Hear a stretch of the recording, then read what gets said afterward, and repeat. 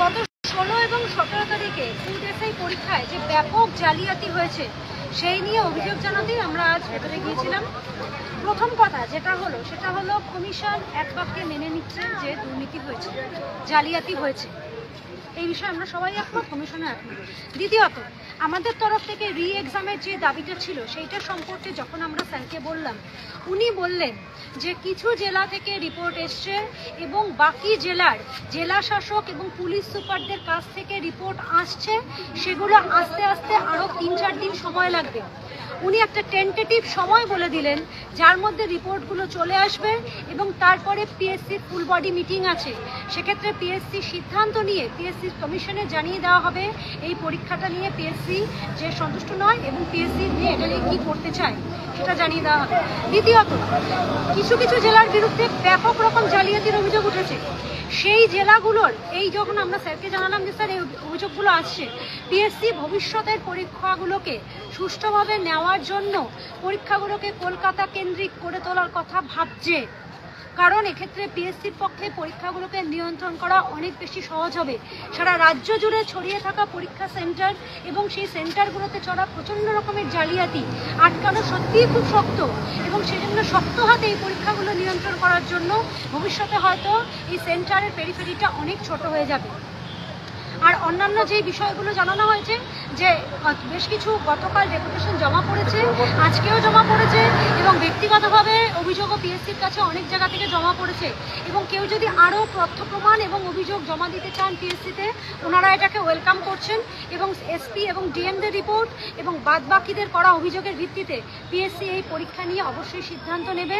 ওনাদের সাথে কথা বলে কোট আনকোট আমাদের মনে হয়েছে যে ওনারা এই বিষয়ে নরম মনোভাব পোষণ করছেন এবং আমরা হয়তো কিছু যেটা আমাদের দাবি পজিটিভভাবে আমরা যেটা চাইছি সেটা আমরা পেতে পারি, কারণ দুর্নীতি যেটা হয়েছে সেটা প্রথম থেকে শেষ পর্যন্ত পিএসসি কোনো বিরোধ করছে না।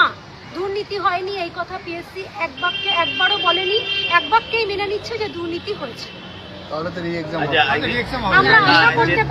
আমরা আশা করতে পারি যে পিএসসি আমাদের কিছু সদর্থক উত্তর দেবে। নদিয়াটাকে হাইলাইট করেছেন তো? অবশ্যই।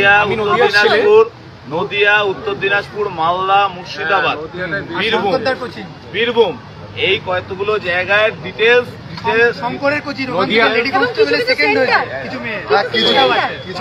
যে ডিটেলসে যেটা আমরা বলেছি, এবং একটা জিনিস যেটা বলেছি, এটা আর একটা জিনিস যেটা বোঝার বিষয় আছে, যেটা হচ্ছে সিঙ্গেল টেস্ট, এরপরে ইন্টারভিউ ছিল, এরপরে পিএসসি আর কোনো পরীক্ষায় সিঙ্গেল টেস্ট পরে ইন্টারভিউ এইটাতে যাবে না। এটাও যদি হয় তাহলে কিন্তু এত প্রশ্ন পাশের এই গল্পটাও কমে আসবে।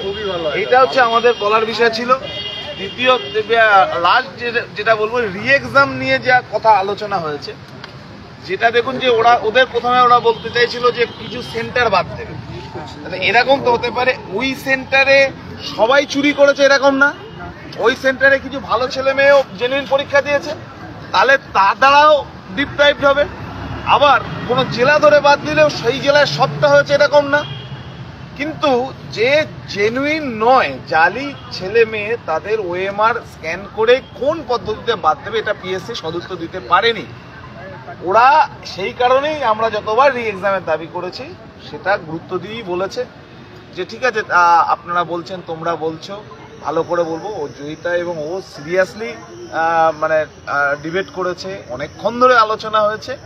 আশা করি এই বৃষ্টির মধ্যে ভিজে যে লড়াই আমরা লড়ছি শুধু এখানে নয়, তারা সদুত্তর পাবো। আরও দুটো কথা আমি সবাইকে বলবো, যার কাছে যা ডকুমেন্ট বা কোনো সেন্টারে কোনো অভিযোগ থাকলে সেটা WBPSC chairman@gmail.com, এটা পিএসসি চেয়ারম্যানের মেল আইডি।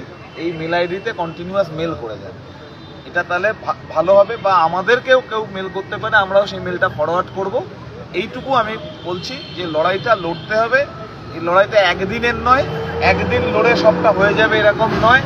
ওনারা বলেছেন 27-28 তারিখ নাগাদ হচ্ছে একটা টেন্টেটিভ ডেট, যার মধ্যে ওনারা পিএসসি মিটিংটা করে নোটিফিকেশান করবে। সেটা যদি আমরা ধরে নিই ছুটি আছে গুড ফ্রাইডে, এটা সেটা এপ্রিল মাসের প্রথম দিকে যদি এটা জানায়, যদি আমরা স্যাটিসফাইড না হই, পিএসসি দুর্নীতি মুক্ত মঞ্চ এটুকু কমিট করছে ছেলে মেয়েদের কাছে, চাকরি প্রার্থীদের কাছে রাজ্যের বেকার যুব সমাজের কাছে যে এপ্রিল মাসে আবার আমরা রাস্তায় নামবো এবং প্রয়োজনে আদালতের কথা বারবার আমরা বলেছি যে যারা ডিপ্রাইভ হবে তারা কিন্তু আদালতে যাবে বলে আমরা সেই ডকুমেন্টও রেডি করছি, যারা মামলা করবে সেই ডকুমেন্টও রেডি করছি, বলে সেটা আমরা করব, এইটুকু সবার কাছে বলা।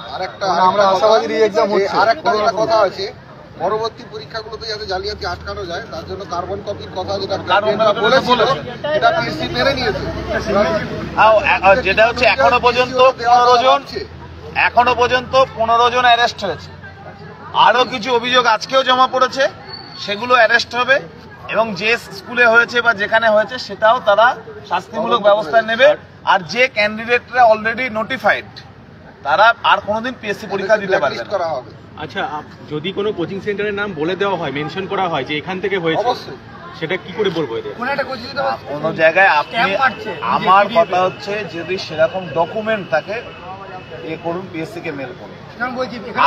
আমি আবার বলছি কোন স্পেসিফিক আপনি ডকুমেন্ট ছাড়া কারোর নামে বললে কোনো হবে না। এখানে বলেছিল কোশ্চেন বাইরে বেরোবে না, পরীক্ষা ফার্স্ট শিফটের পর একটা টার্গেট 100 বহরমপুর না কোনো একটা চ্যানেল দেখলাম, হ্যাঁ টার্গেট 100 বহরমপুর নাকি একটা চ্যানেল, ওটা আবার পিডিএফ এ নিজেদের স্ট্যাম্প মেরেছে, ওয়াটারমার্ক দিয়েছে, ওটা ভাইরাল হয়েছে। ওটা কিন্তু পরীক্ষার পর